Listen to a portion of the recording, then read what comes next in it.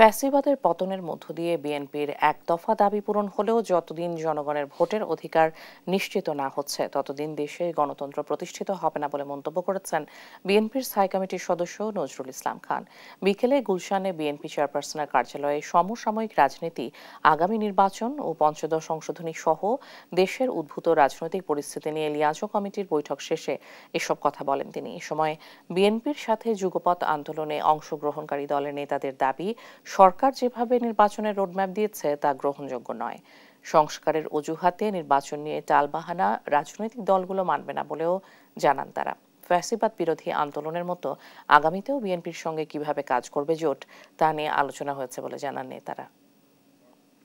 আমাদের দাবির একটা অংশ পূরণ হয়েছে, আর একটা অংশ যত দ্রুত পূরণ হয় সেই জন্যই কিন্তু আমরা সবাই কথা বলি, আলোচনা করি, সভা সমাবেশ করি এবং আলোচনা করি। ফ্যাসিবাদ বিরোধী যে রাজনৈতিক শক্তিসমূহ দীর্ঘদিন যাবৎ যে আন্দোলন করে এসেছে, আমাদের সেই আন্দোলনের এবং সেই ঐক্যের প্রয়োজনীয়তা ফুরিয়ে যায় নাই।